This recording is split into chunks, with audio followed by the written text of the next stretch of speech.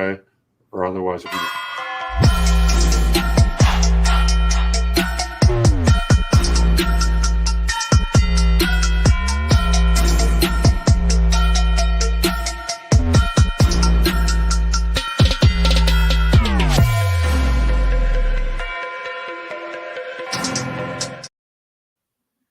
All right, this is Lions Postgame on Detroit Lions News Podcast, and I'm joined by the great Nathan Castro.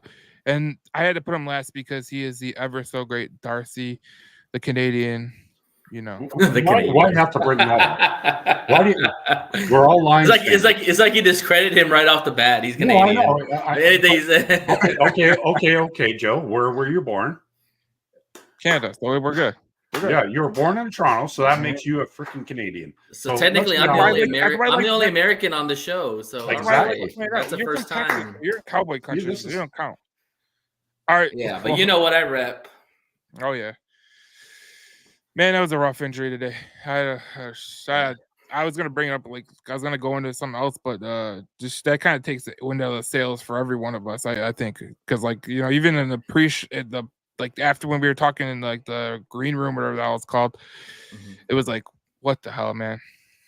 Yeah, it just kind of sucks on a great game, all facets and every aspect. We just dominated and kicked the shit out of the Cowboys.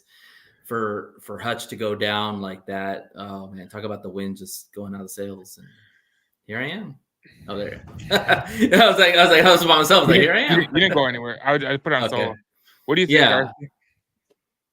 So on Wednesday at 7:45, we're going to have Ted Rath, the 16-year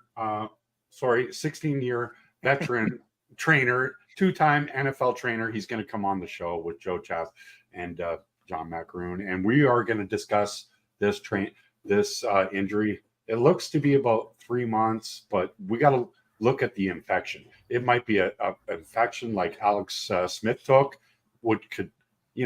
Is there ligament damage? It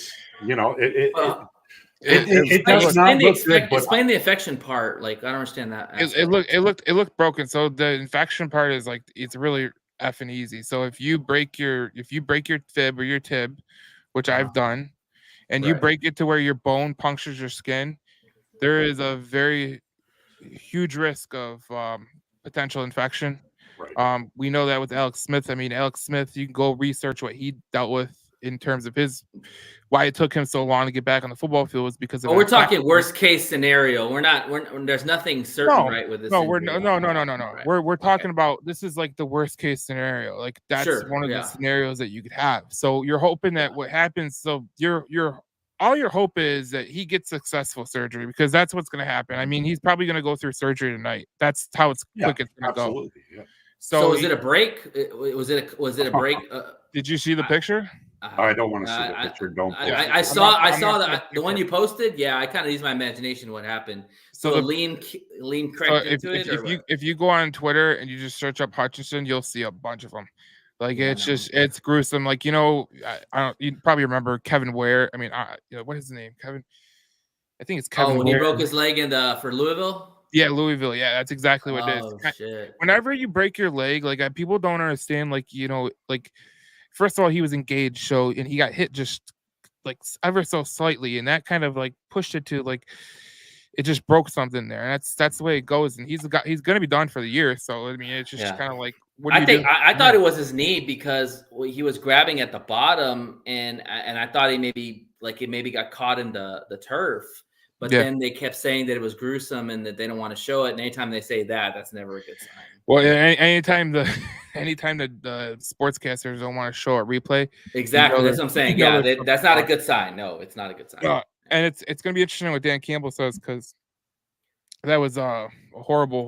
He's probably gonna cry. I bet he will. Guarantee you. Yeah, I mean, I'll probably give the game ball to Hutch. I was gonna be. It's just crazy, man. It sucks, man. But it's part of the game, unfortunately. When you got two opposing people going at each other. Yeah, next man up. Well, the one thing I can say about this, a lot of people they talk about, the culture for Dan Campbell, and they talk about the culture for this team and how they operate. And if you're in the comment section, please comment because we love to see your comments. We'll bring them up on the show. We'll talk about it on the show. But Dan Campbell always talks about the culture. We always talk about the culture. The culture is like the culture, and that's what it is. I mean, that's something that can't be refuted. But this is where you're going to lean into that because you're going to be missing a leader on your team. No doubt about it. He's one of your leaders. He's a huge piece of your team, and it's how you rally around him. Because look, Tom Brady was a perfect person to have on that call today because he missed a full year, and their team went 11-5. Now, does this hamper the Super Bowl expectations? Yeah, it does. It's gonna lower the odds a little bit. There's no doubt. Yes, especially when you're talking about a guy like Hutch. If it was a guy like someone not as impactful, which Hutch is he's a pillar of this team. He's a pillar of one of the players you can't lose and replace. Well, he's a leader in the locker room and he's a leader on the defensive line. And now it's kind of like who are you going to get pass rush from? And he's been your best player too. You got to realize there's Hassan Reddick out there. He's available. Do you really want to do that trade? Or apparently somebody told me Max Crosby pushed Pierce after the game or during the game or something like that. So who knows where his head's at with everything. I'll just say this right now. If there was ever, I would give up my own leg for Max Crosby. Okay, I would give up my own leg for Max Crosby. I'm not even shitting you. They said you give your leg to Hutch. Just give your leg to Hutch. I'll give my leg for Hutch. I'll give both. I'll be like Lieutenant Dan. I don't care, dude. I'll give both. Oh my God! No legs, how much is that leg worth? We gotta discuss that. What's the vitality of the strength of the leg? What's the amount of injury history? That's a good point too. I'm with you, Crosby. I mean, I'd rather have Crosby than Hassan Reddick, only because Crosby is like Hutch. He's an enforcer. He's going to put pressure. He's going to raise havoc on every offensive tackle, game in and game out. The guy has no quit on his motor. But, I mean, if you're looking for a guy that may be able to help, and you're going to have to root for the Giants tonight, like you will have to root for the Giants tonight. But Trey Hendrickson, because he does know Aaron Glenn, he does know Dan Campbell. That's one guy that could be available. And that's usually where you follow the bouncing balls. That they usually go with players that they've coached or know. That's how Davenport came to the Lions, because he was coached under Aaron Glenn and he knows Dan Campbell too. Well, it's also about you're going to need impactful player right now. So it doesn't matter how you get them, but it just so happens that this guy played with Dan Campbell and Aaron Glenn. Kind of a match made in heaven. If that Max Crosby deal is not available, because we all know that Max Crosby is kind of like this. Well, they want to unload Adams, and I don't want Adams. I'm not giving. We don't need Adams right now. We need a defensive end right now. But they're trying to package them together, I think, is what I'm hearing. Like, if you want, you got to take on Adams. I'll take both of them. Let's go. I'll give up the next 4 first-round picks. Let's go. All right. I don't know about that. So you guys are definitely want another pass rusher, but how many points did Dallas score today? 9. 9. Mm-hmm. 9? Well, that's what I'm saying. That's what I'm saying though. Like yes, Hutch is going to hurt, but they're going to rally around it, and Oh yeah. And the next thing about it is when Aaron Glenn is under pressure, kind of like when he's when he knows that there's some kind of liability in his defense, like he did it last year. I don't know if you guys realize this, but they blitzed at an enormous amount of rate. I don't think they're going away from that now. Like they feel more comfortable in their corners than they ever have before. They're gonna keep blitzing. Like that's what they're gonna do. That's gonna be how they generate pressure, because they cannot generate pressure like they're like with 4 people. And Tom Brady said himself too, like they're gonna play a lot of man. That's what AG wanted to do in the offseason, was get man coverage cornerbacks, and you got 2 of the best or 2 of the good ones at their position with Davis and Terry and Arnold. And Meek Robinson doesn't get enough credit. I mean, that guy was taking down freaking Ferguson, who's a huge ass tight end, and he's taking him down like it's nobody's business. Hasn't he balled out in the last 2 weeks? Like, oh my God. Well, if you look at the statistics, Meek Robertson's been one of the better players on this team, and nobody talked about him. Nobody talked about it. They talked about Carlton Davis. They talked about Tyrion. I saw it on the coaches' film last. Go ahead. Yeah, I've been talking to people. I've been telling people for about the last 3 or 4 weeks. I was like, especially after week 2, you started seeing Meek Robertson become more of a fixture in that defense, and just week 3 against Arizona, huge. Then he played Seattle. He was huge. Like he literally laid the lumber to DK. Like who lays the lumber to DK Metcalf? Absolutely no one. He's a bulldog. You know, it kind of reminds me of a guy that used to be with the Lions. I don't know if you guys remember Nevin him. Lawson. Yes, because he was but he was more of a pass interference kind of, you know. Oh yeah, guy. he was very sticky, but he was sticky the wrong way. He would get a lot of PI calls and holding calls. But yes, Meek Robinson. Yeah, that's what I said when we got Meek Robinson. I was like, he's like a young Nevin Lawson, because Nevin Lawson was kind of like that type of cornerback who was just a gritty, short guy. Like Pierce, when he went to Detroit, Pierce had this great excerpt about him. Says that he's only 5'9", but he plays 6'5". Yep. Like he plays bigger than his size, and he's not afraid to mix it up in coverage. He's not afraid to tackle. And I think that's one thing that this secondary really needs to get credit for.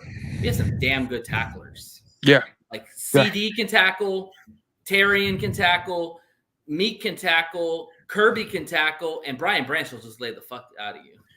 Well, how many turnovers, Joe? How many turnovers? Did I think 5 total. I think 5. Right? 5. Yeah. 3 interceptions and 2 fumbles. Yep. And you know what? And we were the worst. We were the worst in the division in forcing turnovers. That was one of my point of emphasis, saying that we got to get more turnovers on the defense going forward, because the Whackers and the Dump and the Queens are all ahead of us in the division and taking the ball away. And so the Lions need to get theirs, and they got it. They got in bunches. They got 5 today. So yeah, that's going to help the numbers. So Joe, it's our, you and I's Canadian Thanksgiving. So I'm going to jump out here. I'm going to watch it and watch you, Nate, 2 legends here. All right. Thank you. All right. Sounds good. See you there. All right. We're back. Okay. Like I want to read something that a couple of these people have. Me and you could debate about it, Nate, and we'll go up to Sunday Night Football, and then if need be, I'll go later. Where we got, man? I'm good. We won. I'm happy. Yeah. Lions. This is from YouTube. Lions bad guy. Fan of long name. Okay. So it's first grade of a win. That was. I cannot be happy right now. Oh, of course. You lose a pillar of your defense. Yeah. Yeah. He said, let's keep our thoughts and prayers with Hutchinson. This is a major thing, matches his football career, but for his life. That's a brutal reality. But there's a lot of people in the comments that are talking about this, and I want to talk about this right now, because this could be something that could happen, but there's a caveat to this. So this is Chris. He says that Garrett from the Browns, and then we got Ray says try watching Cleveland, and then we got there's another one. Chris, he says again, Garrett from the Browns. And the only thing I would caution people on Garrett is he's got a foot issue. And I don't mean it's a foot issue like he's injured. This is a lifetime foot issue that he has. Yeah. No one knew about it. The Browns didn't even know about it. It's a kind of like he had to get his foot extended because he was growing too fast. So that is an issue. And talk about Myles Garrett, he's an absolute animal, but at what cost? You know what I'm saying? Yeah, I think well, first off, I don't see Cleveland trading Myles Garrett. He's one of the younger players. He's an enforcer. He's a game wrecker. He's on the level of Micah Parsons and TJ Watt, may even be better than both of them. Yep. You don't trade premier pass rushers, period. Yep. That's why you see in free agency, a lot of these pass rushers get tagged, because they don't want them to go to free agency. The only one that was stupidly traded was Brian Burns. And now you see what the dumpster fire in Carolina is, by letting a guy like that go, because you just don't trade premier pass rushers in this league. You don't. They're very hard to find. Hold the phone up. I just seen a video on Twitter. He did push Antonio Pierce. Oh, okay. So Max Crosby. Yeah, if they go by the letter of the law, that's a suspension, or that's contract detrimental to the team. And how they handle that's going to be interesting. But then Max Crosby tweets out, Mike Caldwell is my guy, one of the best people in the business. That's a love push. Stop breaching. Oh, he pushed his position coach. He didn't push Pierce. Oh, that's different. Okay. Yeah, so that's he cleared the air on that. But there's so many things that can happen in the next. I think November 5th is the trade deadline. So let's talk about what are they going to do in the next couple of games, because we're not going to pick up anybody in the next week. No, So, if they did, it'd be a extremely ballsy move. But I agree. but what are they going to do? What do you think they're going to do right now? Like, what's their contingency plan? Because you got Minnesota, undefeated Minnesota next week on the road. The only thing you can do is, I think Makai Wingo has been showing flashes, and Levi Enrique has been showing flashes, and Nowitzki, they played Nowitzki a lot at the end. I was watching him. They were rushing him. Nowitzki's was rushing at the end too. Look, there's a lot of ways that they're going to go about this. One of the main ways that they can go about this is they can go about this with the blitzing the quarterback. They're going to have to blitz more. Mm-hmm. It's kind of become like a Tampa Bay Buccaneers defense where they got the guys on the back end, like the corners and the safeties, but they know that they gotta blitz the passer to get a pass rush. Mm-hmm. And that's going to be the most interesting thing about this is if we know Hutchinson's gone for the year, like that's just the foregone conclusion. Mm-hmm. So we could stop talking in absolutes, but it sucks that he's gone for the year. It also sucks that he's probably playing as like a defensive player of the year. He was defensive player of the year. Right. So that's what sucks about the whole thing. But look, you have a culture, you have an identity. You're hoping that, you could just get enough out of these guys to where you could become, become something. Mm-hmm.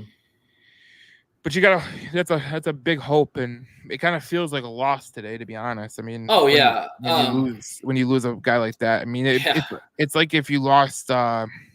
It's like golf. It's like losing golf, man. It's like if you lose your quarterback, like you're kind of done and over with. Now, the difference here is that Detroit has more talent on the back end than they've ever had before, so that kind of gives them an edge right there. But at the end of the day, like who's going to replace the pass rush? No, you can't replace Hutch. Hutch is a 3-down in that is great at the run, can get to the passer, can create pressures. That's why he was number 2 overall. Like he probably should have been number 1. Yeah. The guy is elite, and you can't replace an elite defensive end like that. All you can do is hope and pray that you can get something out of the other guys, or at least continue to get pressures. Because the one thing I am seeing from this D line, and I'm sure you saw it in the game too, is Ali McNeil ate in the middle too. Yep. Like DJ Reader was holding it down himself. Like our interior is really good, and I'm going to give a shout out to Pascal, man. A lot of people shit on Pascal. I'm going to tell you right now, Pascal probably played the best game of his career. Like he was blowing up plays, should have had a sack, just being a menace on Dak. I think Pascal had one of his better games as well. Absolutely. And I just look at it and I look at the stats, and I'm pulling it up right now, but I remember Ali McNeil had 2 sacks, if I'm remembering correctly. I remember Pascal had a sack. Obviously, Hutch had a sack. But yeah, you look at the box score and you look at the defensive, QB hits. You got 1 for Brian Branch, 3 for Ali McNeil, 1 for Trevor Nowowski. Hutch had 3. Pascal had 1. Reader had 1. Pecco had 1 sacks. Yeah. You had 2 from Ali McNeil, 1 from Hutch, 1 from Nowowski.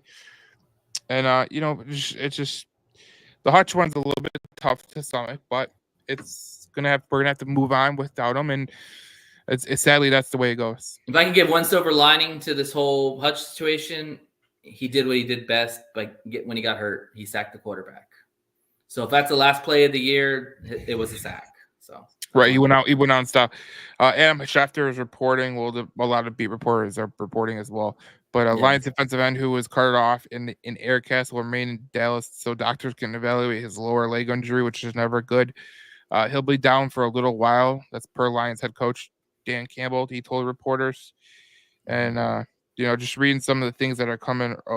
With them talking to Dan Campbell says it's a tibia injury for Aiden Hutchinson. He'll be down for a while. Okay, so it basically everything. It's a tibia injury, so it's a tib, and even Dave Montgomery commented on this after the game. He said Aiden is definitely the heartbeat of our team, and that defense, we're going to take it personal. We want to do it for 97. So you love what you're play hearing. Even more with juice. You love what you're hearing from these players, and them rallying around. This is going to be something that you're going to have to watch, over the next couple of weeks. Like, what do you do? And if let's let's say someone comes out of an unknown. Maybe it's Isaac Awuku or Mekhi Wingo turns into a stud or someone along those lines, or you do make that trade. Things can I change. think you have to make a trade for somebody. I think that when you're in a Super Bowl race, you've got to have a premier pass rusher to get to Super Bowl, especially if you're going to try to win it all. Right now, you have to just kind of patch it together until you can put a trade together. Like, I'm pretty sure Brad's not sleeping tonight. I'm pretty sure Brad is going to be on the phones with Hassan Reddick's people, maybe Trey Hendricks people, maybe even Max Crosby's people, maybe somebody we're not even talking about. Mm-hmm. You know, the only thing I hate about it is that the asking price for all these guys has just gone up. Because when you're desperate and you need and you lose a premier player like that, the other teams know that, and now they know, okay, we'll give you this guy, but what it's going to cost you. Yeah. You know, well, that's one of the things that people don't understand is like, okay, you're a general manager, I'm a general manager. Let's say I'm the Lions general manager, I'm Brad Holmes, and you're Cincy's general manager. I come to you asking for a trade. You know exactly that you have me pinned to a corner on what you're going to ask for the trade. It doesn't matter how you feel or what you think is respectable. You know that Detroit's it's a business. It's a business. Yeah, you're trying to get the best. You're in a league where everyone is trying to save their own ass. We see it all the time. Like I'm pretty sure what happened with the New York Jets wasn't Woody Johnson saying, "Oh, I think Salah's doing a bad job." I think it was Aaron Rodgers went up to Woody Johnson and said, "This guy sucks," to save Aaron Rodgers' ass. It happens all the time in football, hockey, baseball, basketball. We see it all the time. You know, you're a Lions fan, and who else? I know you're a Texas Longhorn fan, but it's like if Aggies. Oh, you're the Aggies fan? Yes. Oh man, you should just beat me up right now. But I will. Saying you're a Texas fan, but no, like it's like if you know, it's like when Fisher came and said, "Oh, it ain't me, it's my defensive coordinator." It's like, yeah, they're trying to save their own ass. You know what I'm saying? Yeah, just watch Draft Day, man. Remember that part in Draft Day when Kevin Costner, he's trying to he gets screwed over in that trade in the beginning with all those draft picks, and so he asked for that same pick later on in the end of the movie, and he even asked for somebody else, and he goes like, "Well, yesterday's price, not today's price." You know, that's how GMs do it. I mean, what yesterday's price was for Hassan Reddick is now double now, because they know that the Lions, if you're going to want a premier pass rusher and we've got one in the stable, it's going to cost you. Well, it's a funny dynamic with Hassan Reddick. I really don't think the Jets have the leverage. So, I mean, they haven't traded him yet, and they don't want to trade him. I think they're waiting for the right deal. I think they're kind of backed into a corner where they don't know. You know, the players backed them into a corner. It's similar with like someone who's on an expiring deal. Okay, like let's say a Trey Hendrickson. He's on a 1-year deal. He's got one year left on his deal. And he wants a contract extension.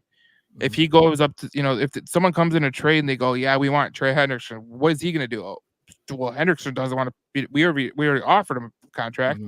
And that general manager knows that his owner is cheap as hell. So that's another thing. Like, there's so many layers to the kind of the dilemmas of how you're going to make a trade.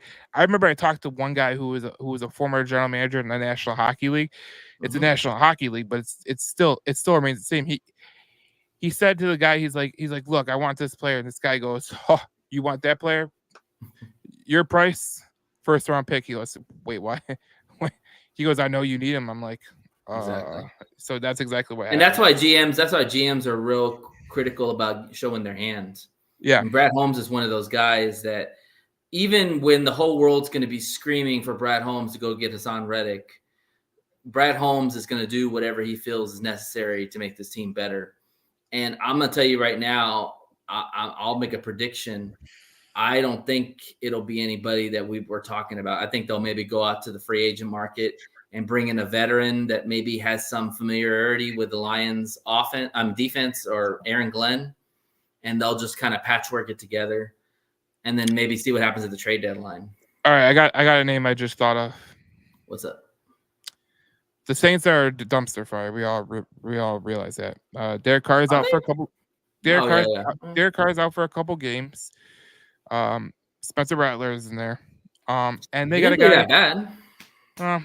It's over. It's over for them. But they're up against the cap. They've been up against the cap for a while now. Mhm. So would you call New Orleans and be like, hey, Cam Jordan, come on down?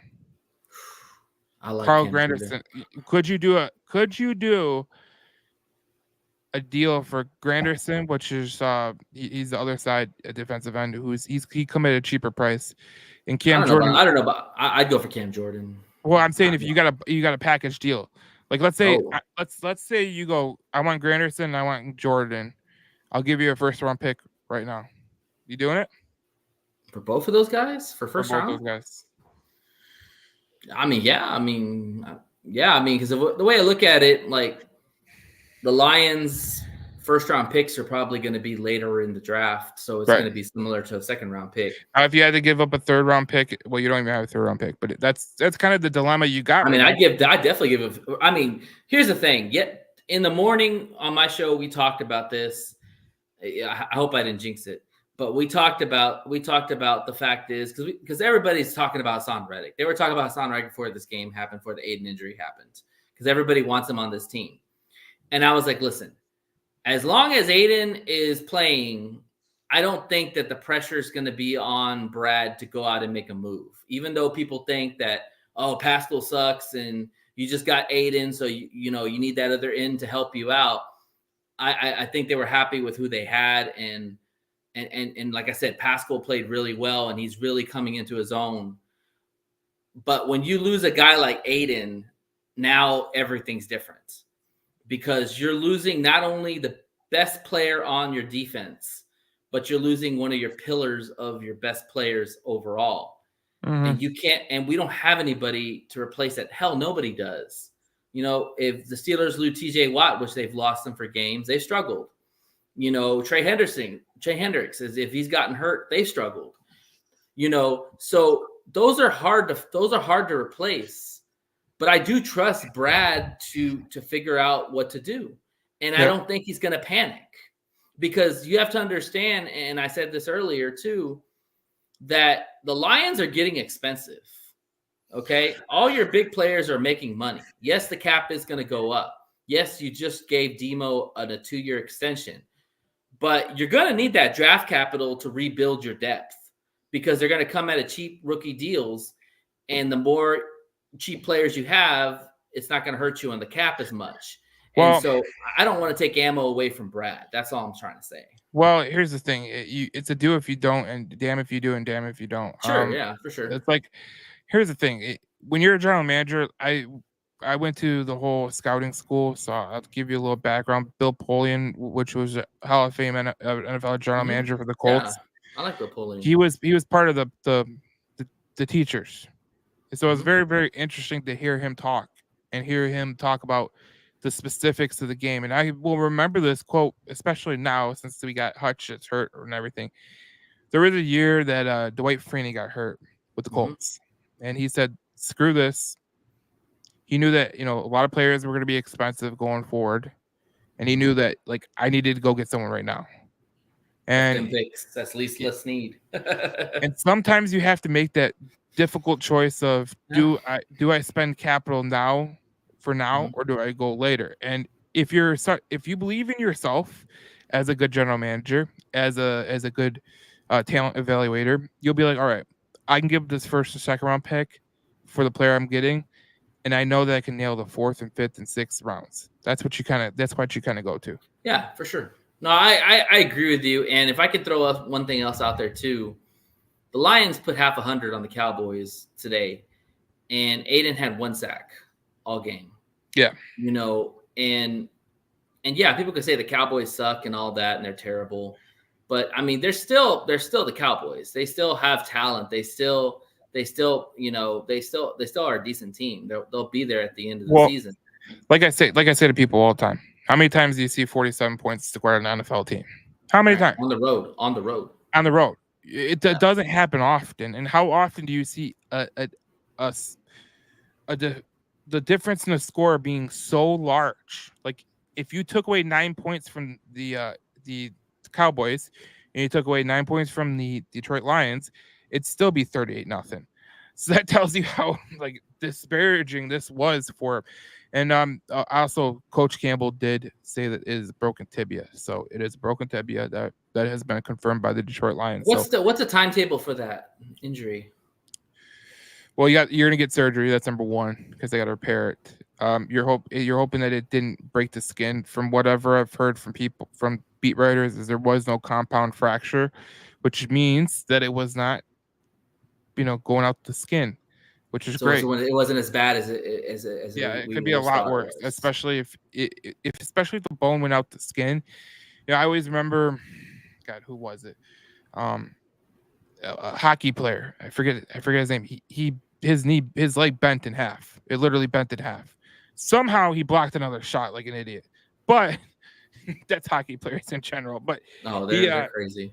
But he blocked the shot and it pierced the skin and he was out for I think three years because he had an infection and all that stuff. So whenever you talk about no compound fracture, that is a blessing in disguise. Thank God that it's only a broken tibia.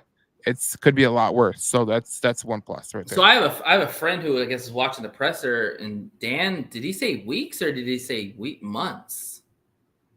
He said down for a while. Okay. So right. that's what it comes down to. Probably. So there's a possibility that if the Lions make a deep run, they could get him back. I'd be shocked. Just based on, Hutchinson's going to go with surgery tonight. That's what Eric Schlitt is saying, and he'll remain in Dallas for the for the surgery. So well. Yeah, so hopefully it goes well. But I'm looking it up. It's broken tibia recovery time. He's also young too, so his body should recover quicker. This is from the Boston Osteopathic Hospital. All these big names come out. I didn't think I'd be, doing a podcast about the Detroit Lions talking about osteopathic, but whatever, we're here. A broken tibia typically takes 4 to 6 months to heal, but recovery time can depend on depending on the type of fracture and other factors, such as fracture type, treatment, tobacco use, age, treatment timing, and then other factors that can affect recovery include pain relief, physical therapy, weight bearing, range of motion. So look, there's a lot of things that the Detroit Lions are going to help him out with, especially like recovery time, with the physical therapy, the pain relief, treatment. Obviously his age, being a healthy adult, he could heal faster. That's exactly what it says. Treatment surgery can affect recovery time, but if you're young, it could also affect it in a better way. At this point, you just don't want to rush it. You don't want to rush it back. No. I know Lions fans would love to see him back on the field, but he's a young part of your defense. He's a young player that you really is excelling and getting better. You don't want to rush back somebody like that. No, you don't want to rush someone back like that. And if you can, if you can make something happen where, you're hoping that maybe like you get to the NFC Championship game and maybe he's healthy. Maybe he's healthy in a Super Bowl. You just never know. I mean, we're in October, right. So November, December, January, February. So 4 months would be that. And 4 months would be the longest, probably. The shortest. So he could make, or the shortest? Oh, okay. So the shortest is 4 and the longest is 6. So it could be a dependent of factors. So yeah, that's kind of the way it goes. So if you're Brad, would you rather go for a guy like a Trey Hendricks who's on a 1-year deal and give him a prove-it opportunity, or would you rather go with a guy like Hassan Reddick who wants a whole new deal? I would go with the Trey Hendrickson because I feel like you have a guy. I'm with you on that. Yeah, I agree. I feel like you have a guy and that who you're getting. Like you're getting a guy in Trey Hendrickson that your coaches have coached, and you're hoping that maybe that's something that could spar something. But I mean, it's just the way it goes. Like I think, and also too, Hassan's got some issues going on with some betting thing or something he got involved in. I think the Lions. I've been saying this for the longest time, and I'll say it again. If the Lions really wanted Hassan Reddick, they would have had him. And I think it's a culture thing. It's something with his personality. Maybe the fact that he's not really engaged with the Jets right now. They don't want to take that problem on situation because they got a very strong culture. They got a very strong staff, and you don't want to bring somebody who could possibly mess that up, you know? Well, I always tell people too is what I always tell people is watch who you bring into your locker room. Sure. You know, that's number one. And then the second thing, a lot of people kind of gloss over because they think it's a game or whatever, but you never know what the guy that you're bringing in's intentions are. Because if his intentions are just for him, this whole culture thing, he's going to throw a wrench in there. That's just the way it goes. Exactly, because that's not what this team's about. This team is about winning a championship. So I know Brad Holmes is going to be very, very how do I say this? Yeah, I trust him, man. Brad Holmes is going to be very pragmatic on where he goes from here. You see what I'm trying to say? He's not going to go and make a stupid decision on behalf of the Detroit Lions. He's going to go make a decision that's best for the Detroit Lions. And I trust him 100% because one thing I do know about Brad Holmes is when he was with the Rams and they brought Jalen Ramsey in, Les Snead did a bunch of work around the clock on if Jalen Ramsey would be a good teammate in the LA locker room. That's what he learned from his the guy he learned from, Les Snead. And don't think that has just fell by the wayside. Remember, John Dorsey is in there too as well. John Dorsey's seen some, he's been in some situations where he's had to make some difficult decisions on whether to use capital. What do we do? And on top of that too, and I tell this to Lions fans all the time, that I can't speak for other regimes. I don't follow any of the teams. The Lions believe in who they have. Yeah. Right, wrong, or indifferent, they believe who they have can get the job done. Even losing a guy like Aiden, they still believe in who they have. Now, like you said, they're going to have to be more creative, probably blitz more.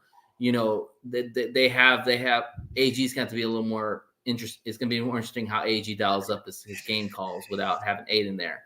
But they believe in guys to step into those roles, and they're not going to be Aiden. Let's just be real. They're not Aiden.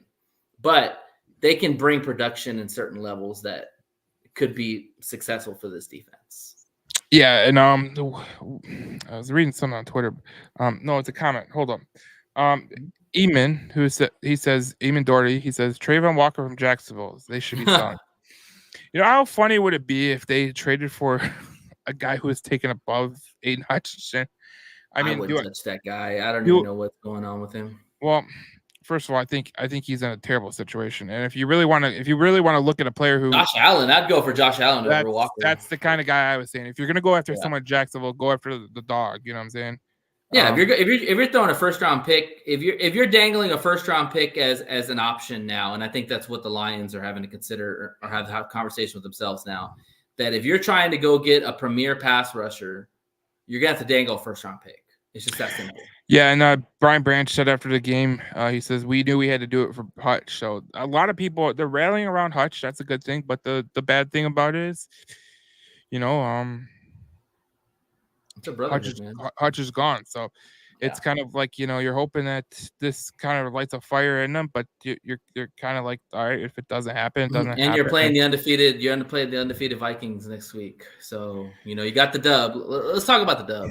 Because I feel like this is like a gloom and doom. Right. Well, it's a topic of conversation. We'll get into it more as the week goes on. But I was really impressed by this victory. I don't know about you, Me too. Nate, but it was just impressive game. And when they lost Hutch, you realize that they only gave up 3 points after they lost Hutch. So that kind of tells you what you need to know. And I think Lions fans expected a letdown just from an emotional standpoint. Well, you saw everybody's face; they were just shocked. I think you have to give a lot of credit to Dan Campbell. I think you have to give a lot of credit to I love that man. Aaron Glenn, who a lot of people disparage, but I think Aaron Glenn does a pretty damn good job of covering up boo-boos. Because let's face the facts. Last year's secondary, not good. This year's secondary is good enough to where you're gonna get away with it. And how clutch is it that your general manager went out there and got some good corners? That's how clutch it was. I mean, we talk about Meek Robertson having a great start to the season. We talk about Carlton Davis. Tara and Arnold looked pretty damn good today. That one pass, PBU that he had on fourth down was just tremendous. It's huge. I thought it was something that you could take a look at and you could say that's inspiring. Obviously, losing a pass rusher like Hutchinson is not gonna help, but your corners are a lot better than they were in years past. Sure. So you're gonna have a little bit of things to get over. Yeah, the defense. Aaron Glenn deserves a game ball. He played lights out. He coached a great game. Everything worked for him. He blitzed when he need to blitz. He played coverage when he needed to play coverage. And we talked about this on our show that you have to take away CD Lamb. Yeah. Well, here's a comment from John, and I want to put this out here because this is a great comment by him. And then there's another comment by David Cohen, who is it's a very well-informed comment. I like well-informed comments, if you haven't noticed. Very, very good. Just is what John says. So I'm going to put it up here. He says, we were told by McDermott being the trust process, they brought Diggs in and he did good. He disrupted the room. He's talking about Buffalo. They imploded on themselves thanks to McDermott's coaching decision. It has cost us a lot of games and important ones. The Lions defense was still on point. Coverage was amazing. Barely a penalty on some coverages. Smart football. Exactly. Hutch will be missed, but this defense will be solid. Right. And that's kind of where you go from it because, look, yes, Hutch is going to be missed tremendously. I don't think any of us are saying that, we're not going to miss Hutch. He was the leader in the clubhouse for Defensive Player of the Year, period. But when you talk about Hutch and you talk about, what this team can still do, they could still be very, very, good. Yeah, no, I agree. And then, that's what I've been saying before about they all trust their players. Like, it sucks to lose one of your best players, but they have players that they trust that they can bring in. And, I watched the game. Pascal looked good. Pascal's going to get more opportunity now than ever. Owuku looked decent. I like some of the pressure he was getting. He made some tackles. Houston might even get another chance to make amends now, because now you're looking at a very thin defensive end group. Nowaski was out there too, rushing the passer. This defense has taken some heavy hits. It's taken losing Aiden sucked, losing Barnes sucked, but you have depth. It's just that the depth is not going to be as good as what you had before. So it's going to be a team effort. Yeah, I'm gonna get a comment from one of my hockey teammates that says, you see they're making a move to get another lineman. Good stuff, Chapper. Miss you, buddy. I miss you too. We got a championship to go win after I get comeback. But this is what I'll say. Me and Nate's been discussing this, and I think you have to make a move, no matter how you think about it. Because if you want to go where you want to go to the Super Bowl, you want to go deep in the playoffs, you're going to need pass rushing help. And even if it's even if it's a small move that doesn't really move the needle, sometimes those are the best moves. You know what I'm saying? I don't think you're going to be going to get a Max Crosby. I don't think you're going to be going to get those guys. That'd be great, like a Trey Hendrickson, Cameron Jordan, Hassan Reddick. But the reality is sometimes the best moves are the smaller moves that don't cost you as much. Yeah, look at Tim Patrick. Right. I mean, nobody talked about Tim Patrick, and the guy's been an impact on this offense. It's the little moves that matter. I think it's like you go across like Major League Baseball or NFL or NBA or NHL. Like you look at some of the moves that are made during a team's championship run, and it's usually a small, minute move that's the one that really sets them apart. You know what I'm saying? It's not like I don't think when the Florida Panthers signed Sam Reinhart that they thought they were going to get this 50-goal scorer. They did. I don't think when the Boston Celtics traded for Derek White, I don't think they thought he was going to be a big defensive player like he was. So those are like the little minute moves. I mean, think about how the Kansas City Chiefs has won the last 2 Super Bowls. Think about it. A 5th-round pick in Leo Chanel and a 4th-round pick in Nick Bolton. Sometimes that's what happens. Like Karlaftis, but he was a 1st-round pick, so that really don't matter. But he was like into the 1st round. But yeah. Basically 2nd-round pick. But yeah, but that's but John also brings up a good point. He says we lost Milano for the season, 2nd year in a row, and Von Miller for 4 games. Our depth in Buffalo is good. The Lions defense stays healthy going forward. We'll be fine and solid. It's funny just listening to people that are not Lions fans talk about the Lions. for instance, like when I hear a Buffalo Bills fans, I know a lot of Buffalo Bills fans, and I always tell them all the time, like, look, I think your team is really good, but there's just issues. Like there's severe depth issues. Like, but I see them. But here's what I see with the Buffalo Bills, though. It's interesting. Every time they lose a player, the player behind them is pretty damn good. So that's what you're just hoping that happens in Detroit. Like you're just hoping that like you kind of like your Terrell Bernard is still waiting under the defensive end. Maybe it's Mekhi Wingo. Maybe it's Onwuzurike. You never quite know. You just need a little bit. You're not going to get Hutch production. You just need a little bit of it.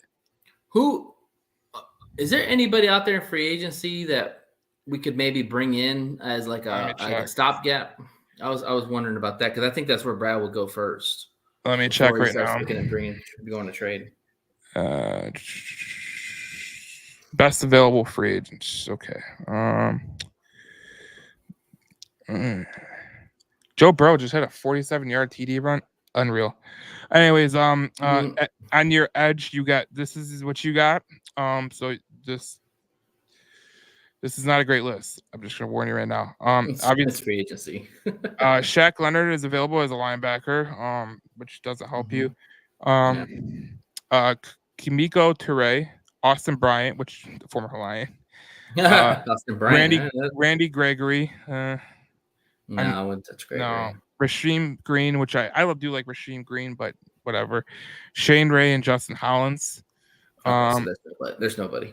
And then if you look on like the defensive line, like there's absolutely no one. You know, it's funny. You look at like the cornerbacks, like there's some good cornerbacks mixed in there. I mean, I don't think Patrick Peterson is what he is, but he's still available. Howard's available. J.C. Jackson, Eli Apple, Jerry Jacobs, Michael Amudier. And then safety. I mean, you even have Micah Hyde, Jaron Curse. What do you do? You know what I'm saying? Adrian Amos, Tracy Walker is still available. So the one position that doesn't have much to pick from is I think you're gonna have to go do a trade. That's what I think you're gonna have to. You know what sucks?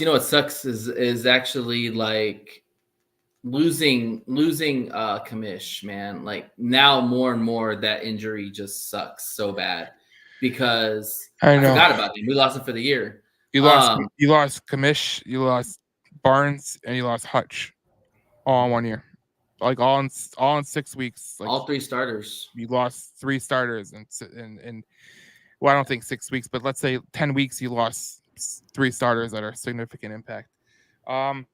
David Cohen, this is what I want to get to. I'm not worried. Like Aiden Hill in our offense is so good that even if the D regresses, we can outscore whoever we play. Having solid said that, we need to go get Reddick. Look, you kind of contradicted himself there. I love that you added in at the end, but he's right.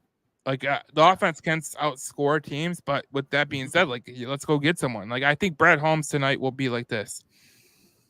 Who am I gonna have to go get? What am I gonna have to give up?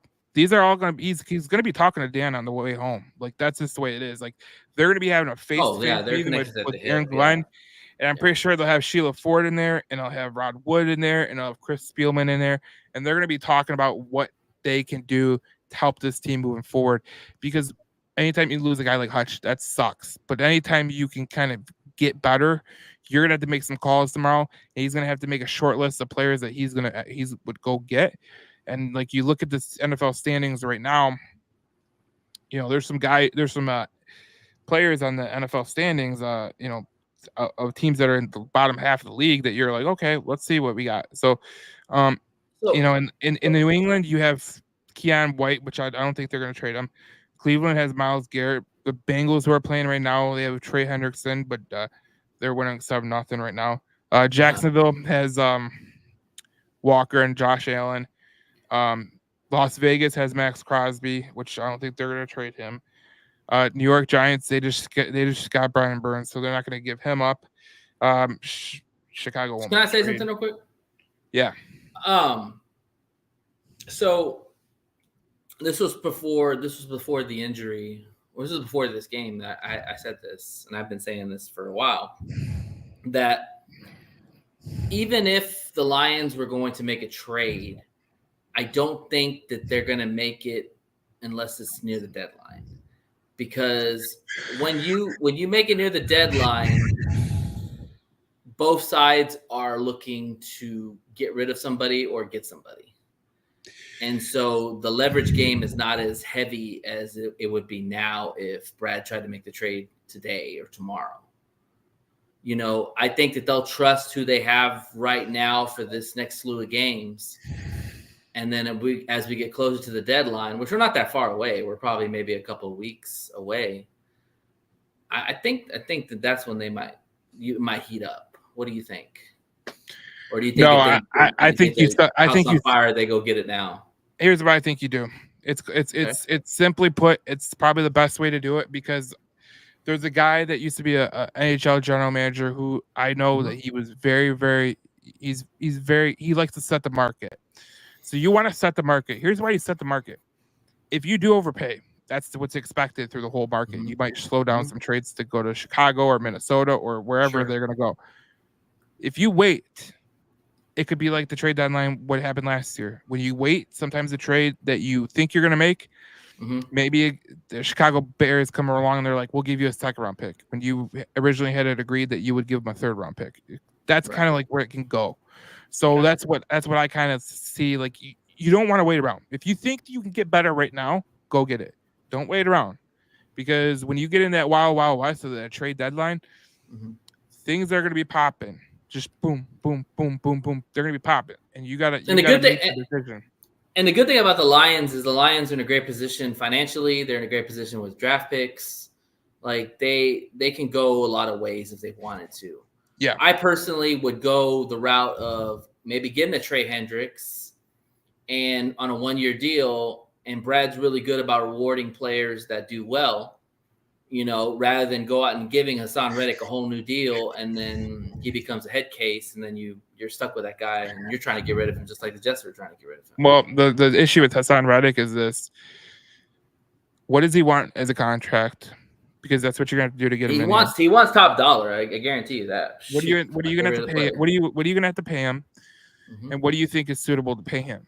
And if like you can talk to his representation and be like, what are you guys looking for? That's kind of like the back room of the back room. That's something that Brad Holmes and Mike Disner, that's something that they kind of do. It's what all general managers are probably doing right now with the Jets. They're going to go to the team rep. They're not the team rep, but the agent's rep or the player's rep and go, what do you want? What's something you're looking for? What's the deal? What's the number and significant value that you're looking for? And that's where you would go with that. So that's exactly what I agree. I agree. Definitely. That's a good point. Matthew says, Reddit costs too much. He says also check the CFL guy, Matthew Bates. So. Oh yeah, I forgot about they can bring him back because he's got some familiarity with the Lions. They might bring him back, put him on the practice squad. You never know. I think it's been interesting, kind of like the people that have been commenting. They've been giving me some unique kind of ways to go around it. So it's interesting. But I think one thing for sure is, and I've been saying this too, is that going into this offseason, the Lions are going to have to draft some ends, at least 2. Like kind of like what they did with Rakestraw and Tarian. I could definitely see the Lions double downing and drafting 2 ends back to back, because this is now going to have to be a point of emphasis going forward. Yeah, I do think that the point of emphasis going forward is obviously defensive end. I feel like they've neglected defensive end, to be honest, a little bit. Not that much. I would say neglected. I would say more like they just valued Tarian and Rakestraw over any of the ends that were in that position at the time. Well, I think the only defensive end that they've drafted besides Hutchinson is Pascal in the second round. And then I think that's the only one. But, I think Mekhi Wingo can play defensive end, so I'm interested to see how he can fit in there. Levi. Yeah. So there's some areas that you can get better in-house. Nothing's going to relate back to Hutch. There's nothing that's going to replace Hutch. Just putting it right out there. He's lost for a season. It sucks, but that's the way it goes. Right. And then I was seeing something on Twitter. Hold up. Let me put it together. So I wanted to bring this up to you. Jared Goff in his last two games, 36 for 43, 607 yards, 5 passing TDs, 0 That's interceptions. the Jared Goff we know. That's what we know him to be. I mean, So he doesn't steady Eddie. He doesn't mess the plays up. That's pretty good. So Yeah. we're gonna it'll be interesting. But yeah, so that where are they gonna go from here? It depends. You never really know.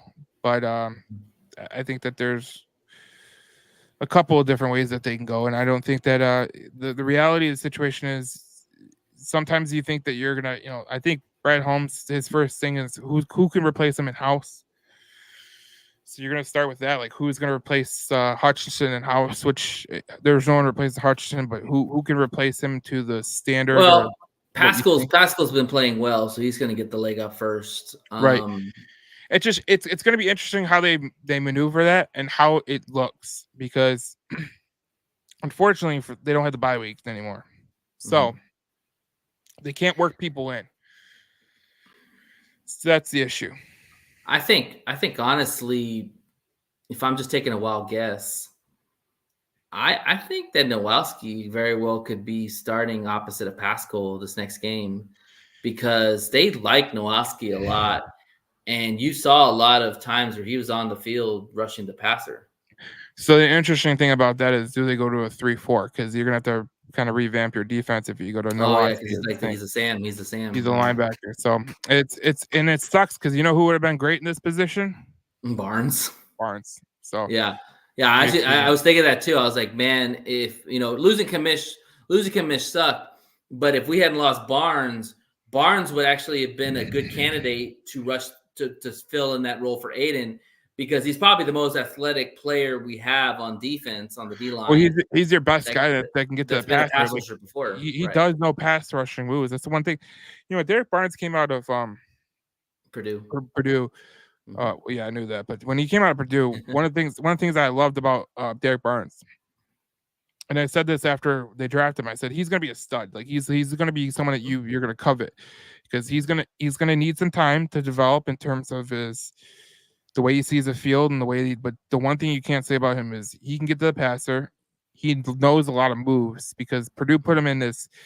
It was interesting. Purdue put him in a role kind of like similar to George Karlaftis, but they made him cover people, which was the most interesting thing I've ever seen in my life. It's Purdue football, so that's why he was a candidate for the Sam linebacker, because he's able to cover something that we don't have guys that can do run and cover at the same time. Yeah, when you can rush the passer, and then you can cover the receiver like a tight end, that's huge for you, and that's huge for the team. So it's interesting, but yeah, so like that's where you can go, but I mean, I don't know. I trust Brad 100%. Like, the guy just keeps finding gems. Like Tim Patrick, people shit all over Tim Patrick, and I told people, yes, he's had injuries, but you know what? This guy can play when he's healthy, and you're seeing that. The guy is a big body receiver that knows how to get open, and him and Goff have really gelled very quickly, more quicker than I saw him gel with J-Mo. It's hilarious. Now him and J-Mo are on point now, but it took a minute for that to happen. Are you talking about Tim Patrick? Yes, I'm talking about Tim Patrick. Like, the fact that him and Tim Patrick, the synergy that they already have is amazing, because you didn't see that with J-Mo right off the bat. Well, one thing I could say about Tim Patrick is this. He kind of has a similar game to Josh Reynolds in a way. Yeah. And Josh Reynolds. Yeah, I mean, I think Josh Reynolds was underrated in terms of the way he played, but Tim Patrick, he's always been an interesting person in my point of view, because he's played in Denver, where they haven't had any good quarterbacks since Manning. And so you look back and you go, okay, well, if you could do that with them, what can you do with Jared Goff? And then I remember what I forget who, I think it was Mike McDonald. Yeah, Mike McDonald was on the Moving the Chains with Pat Kerwin and Jim Miller. And he said that, that Jared Goff guy, he could throw the ball where other players can't. He just knows the ball placement, and it's tough to figure out, because that was after the 18 for 18 game. But Tim Patrick is a guy I was impressed by him today, to be honest. Like, the way he played today was phenomenal. Seen it, man. I mean, if you watch his career games and you watch his previous years before the injuries, the guy was a dude. I mean, he was literally consistent every year, 700 yards, around 50, 60 catches. Like, that's what I'm saying. He's better than Reynolds. Oh yeah. You know, he's just talented, man. He's a big body receiver that's got he's you know what he reminds me of, and I'm gonna get killed for this. He's a poor man's Alshon Jeffrey. I think he's a better catcher for sure. Think so? I think Alshon Jeffrey's a pretty damn good catcher. But no, yeah, the one thing I always said about Alshon Jeffrey, and we're kind of going in the weeds right now, but sorry, it's all right. It's a post-game podcast. Right. We already talked about the Hutchinson stuff and all that stuff. Yeah. And if you guys want to go back on the podcast, just scan this QR code right here. I'm gonna put it up for you guys.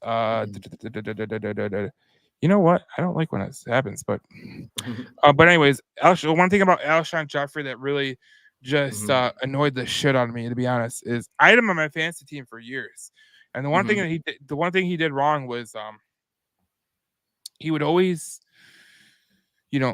he catch hard ball, and then whenever there was an easy pass, he'd drop it. It was amazing. It was truly amazing. But that is true. That is true. Yeah, that is a good point. I didn't think about it that way. But Tim Patrick, the one thing I could say about him is he's played some good football, and he's going to continue to play some good football. And yeah, he's definitely wide receiver number 3 now. And Khalif Raymond got some good play too. I think he had like 73 yards.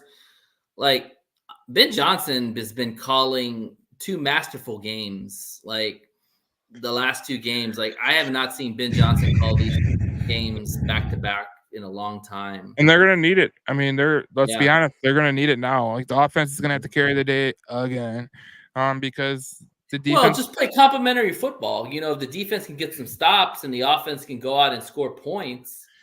Yeah, I mean, that's complementary football. That's all we're asking for. We don't need it. We don't need our defense to be elite, and I mean, we'd like it to be, but with losing Aiden, it's not going to be elite. It's going to probably have some leaks because it's going to have some leaks. That pressure. But it sucks. But here's the thing about it: I trust AG 100%. I know people don't like AG, but I thought he did a damn good job. He's been coaching the game well, man. No, you can't hate the guy. The guy shut down the Cowboys with 9 freaking points. Yeah, CD Lamb. I think even going back to last year, like Tyler, when he's on this podcast, he'll tell you like. I've always been a staunch AG defender. Like, I don't know why he says I'm an AG defender. I just go for it as it is. Like, this, Aaron Glenn has not had the players to work with, to be it's not bluntly honest. When your cornerback is Kindle Vildor in the NFC Championship game and Cam Sutton, we've hit rock bottom. You know what I'm saying? How many teams in the NFL have a cornerback like Kindle Vildor starting at corner? And we were 30 minutes away from Super Bowl. And you were 30 minutes away from the Super Bowl. And if you didn't fumble the ball, if you made a catch, you'd be in the Super Bowl with Kindle Vildor. So that tells you everything you need to know. But I have confidence that this group of coaches can get them back and fired up because they are former players. I think this is a unique spot for the Detroit Lions because when you're a quarterback or when you're a player in the league, you understand some of the things that are going on. And when you're a coach, when you become a coach, you think about those things that you were dealing with when you're a player. And that's kind of what I see. It's kind of good. It's kind of good that the team won on the road because when they're in the air, just resting and compartmentalizing what happened, especially with Aiden and all that, because it's going to be a mixed bag. You're going to feel good about the win. You dominated. You kicked the shit out of the team that you wanted to beat. That screwed you last year. So we're 2-0 in the revenge tour. We got one more left. So, I think once they get off the plane and land in Detroit, I think that you're definitely going to see the focus back in on, okay, guys, it's unfortunate what happened, but we've got a lot of good players on this team. Our offense is now starting to click at a high level like we expect it to. And now we just got to play for each other. And that's one thing this team has no problem doing. I'll go back to this quote real quick before we end the podcast, but this is early in the spring, the training camp. This is Terrell Williams, the defensive line coach. And he said they all see, this was Ragnow talking. He says they all seem to be standing out. Ragnow said about the defensive line. Yeah. I think the new coach has been great for them. They all see, and we've seen a difference in the way this defensive line is played. I think it's night and day. So, he deserves a lot of credit. We're lucky we got Terrell Williams. We're lucky we got AG. We're lucky we got Dan Campbell, and we're certainly lucky that we got Brad Holmes, because there's no person I want calling the shots than Brad Holmes, because he's not going to make a mistake. He's not going to, do something stupid like a lot of these general managers will do, where he gets scared. I don't think Brad Holmes gets scared. I think he lives for these moments. Not saying he lives for Hutch to get hurt. I'm saying he lives for these moments. It's his job, man. It's his job. His job's to better the team no matter what. He lives for this moment where this is a hard decision. He's got to make he has to do what's best for the team. And I think that's what he's going to go after. Like, I think that the way we talk about Brad Holmes last year, I believe wholeheartedly that he wanted Montez Sweat. Wholeheartedly. I think he wanted Montez Sweat. Definitely. What I was told about Montez Sweat last year, a certain someone that was a Lions general manager would not do business with the Detroit Lions. That's what I was told. And that was Martin Mayhew. And he was part of he was the general manager of the Commanders. He would not do business with Brad Holmes and the Lions at all. So that kind of gives you a little bit of reprieve of why they didn't trade for Chase Young, why they didn't trade for Montez Sweat. Because I heard they had a better package than the Bears did. That's what I heard. I would assume so, yeah. Because I mean, they had a better package of picks that the Commanders could have took, and I heard from the person that still works with the Commanders that they would have took that package all day long. Maybe that's why Ben Johnson told him to fuck off too. Well, I think that is one of the reasons that certainly could be one of the reasons. But we have a couple comments we're gonna get to before the end of the show. Sure. I like David's comment. I think that's very true. David said, why is that called? Branch will step up even more and be the leader of this defense now that Aiden is injured. I totally agree with that. Or Aleem, one of those two. Or Alex. Yeah, those guys are definitely going to step up their game for sure. There's two people on this defense that I think could play the leadership role. It's very easy. I think they were made to do this. Jack Campbell and Brian Branch. I think those two, because Jack's not really a talker. It doesn't matter. He leads by example. Is that if you talk to people in Iowa, he talks to people in the locker room. He does not talk on the field. He lets his play doing the talking. He talks to people in the locker room. Kind of like when they interviewed him in the presser, and he actually struggled. You could tell he was not used to having a conversation with the press people. Well, he doesn't want to. What I've heard from people that covered Iowa football or whatever, they always said that Jack Campbell didn't like to talk in front of the media, but he would talk at practice. No doubt about it. And then Brian Branch, this is not me saying it. This is Nick Saban talking about this. Nick Saban is one of the greatest head coaches of all time, bar none. I don't care about anybody else's opinion. Nick Saban's the GOAT. Nick Saban said when they drafted Brian Branch, because he was on that cast, he said that they're getting the best leader that I've ever had. You think about Alabama football and you think about all the good players that they've had, and he calls Brian Branch the best leader that he's ever had. That's something. So you can go on that. David, you hit on it really good. I think Brian Branch can be a leader, because if you could be a leader at Alabama football, you could be a leader anywhere. Because he was amazing today. Because at Alabama, you don't have this whole you have pros there. You have guys that are going to be pros. Not just that, but you're talking to people that, like, every one of them is going to get drafted. So you can't talk the talk if you're not good at playing. So Brian Branch is someone that you got to watch out for. I think he's a true leader in the locker room. Dean Murphy says, great game, but don't let it go to your heads. Playoffs and Super Bowl are just months away. Just keep winning. Every game's going to be tough. Every game's going to be tough, but this team has the makings to do what they need to do, and that's how it's going to go. But it sucks that they lost Hutch, but I believe in the group that they have. I believe in the coaching and the leadership that they have in that locker room. And I think they're going to rally around this. This is going to be their rallying call. And I think that Brad Holmes will make a move. That's my whole thing. So, all right, Nate, it's been a great one. Thank you for coming on. Yeah, absolutely. Can I plug my show real quick? Yeah, plug it for sure. Yeah, so I do a podcast, one ass, three cheeks, three toes show. We took that line from Dan's Hard Knocks. Remember? Yep. I don't care if you have one ass or three toes. Yep. So sorry, Dan, we took that. But yeah, check us out. We're on Monday. I'm sorry. Oh man, it's been a long day. We're on Sundays, 11:30 Central Eastern Time. We do our pregame of the games all the way up to the game time. I've told Joe, like, we'd love to have you on there. Darcy, whoever, anybody wants to come on our show, we'd love to have you. We're trying to get somebody from the opposite side to have like banter with us before the game. So we're working on that. But yeah, check out our show. It's Sundays, 11:30 Central. I'm sorry, Eastern Time. God, I'm in Central Time, but I keep forgetting it's Eastern Time. 11:30 Eastern Time. The one ass cheek and three toes show. You're an hour behind us, I think. Or ahead. Or Yeah. behind. So yeah, you're behind. Just do the math. But I'm anyway, going to go run outside and scream "fuck the Cowboys." all right, I am in Cowboy country. Thank you guys for joining the show. Obviously, hopefully, we get some better news in the next couple. Yeah, shout out to Aiden, man. And we hope for a full recovery for Aiden Hutch, and that's the main thing. And then hopefully we can move past this. And obviously, the Detroit Lions win today's game, 47-9 over the Dallas Cowboys. Wasn't even close. Good thing I had a meme put together for this game, and when Hutch got hurt, it kind of took a backseat. But I will be posting on the page, so stay tuned to that.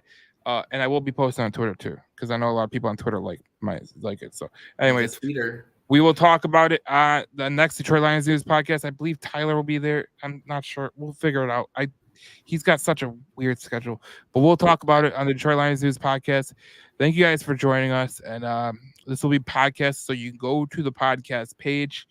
If you missed any portion of this and you want to go back and you want to listen to it and kind of like